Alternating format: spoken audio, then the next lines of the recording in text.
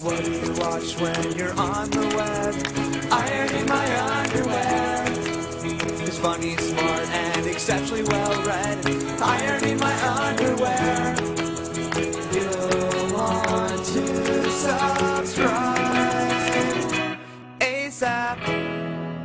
YouTube, what's going down? So this is a title that I don't know yet because I don't know how to explain this. The story took place back when I was in college. Back in college! So shout out to one of my friends. He'll get it and no one else will. Was it worth it? Probably not. What's up, dude? So this took place back in college, back during a festival, a huge thing that we called VEISHEA on our campus. Now, VEISHEA is one of the largest student-run festivals in the United States. Essentially, it's a week-long festival celebrating all the colleges at our university. Now, the core of VEISHEA is incredibly pure, celebrating all the colleges on the campus, bringing them together and having unity in one place. Guest speakers, comedians, sideshows, and musicians all coming to entertain the students and essentially making this huge spread out campus one. Unfortunately, that's absolutely nothing what VEISHEA turns out to be. In fact, do me a favor, open up another tab and Google VEISHEA riots. Apparently there were riots where people were looting stores, beating each other up, and fighting cops. That was before I got to the university. But it's still one of the only weeks where you can be walking down the street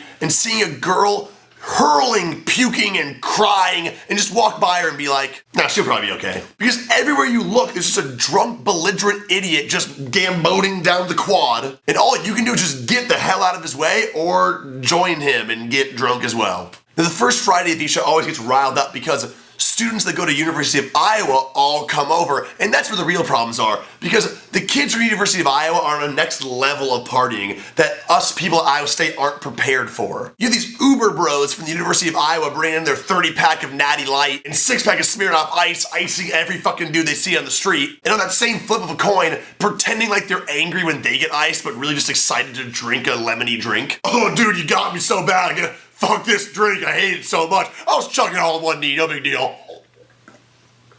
Oh, I hate it. I dare you guys not to ice me again.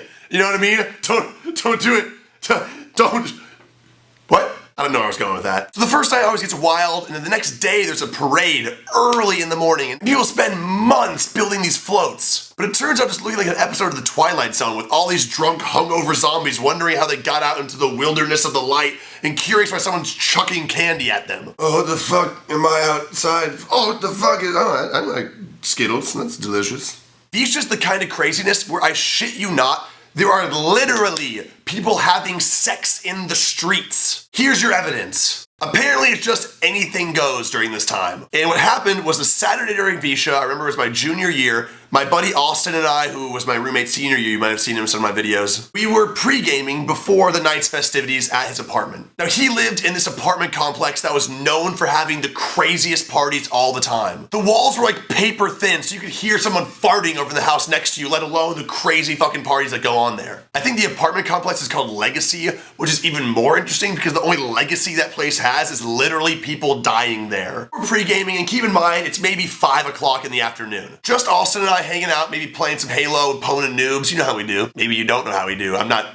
expecting you to know that. And as if we're in an episode of Seinfeld, this girl just rips the door open, all wide-eyed, walking in like Kramer, like she owns the place. But because it's VEISHEA, we just don't think anything of it. We turn around and we start talking to this girl. She is clearly wasted. So because of that, we grab her some water, we like sit her down on the couch, just like shoot the shit with her for a little bit and just see like how she ended up in our place. And as we started talking to her, she started to get really belligerent, and then she started to get really rude, and then she started to get extremely mean to us. Rude! Now we're being really polite, we're just trying to help out a drunk girl that doesn't know where she is. But after a while, it started to get uncomfortable. So we ended up having to ask her really politely, I'm really sorry, I don't know what we've done, but this is just getting really uncomfortable and it might be better if you just left. She doesn't like this very much, and in her drunkenness just goes with, oh, you want me to go? You want me to just go? I'll just go as far as the eye can see. I'll go out by the seashore if you want me to. I'll just get out of your lives if you...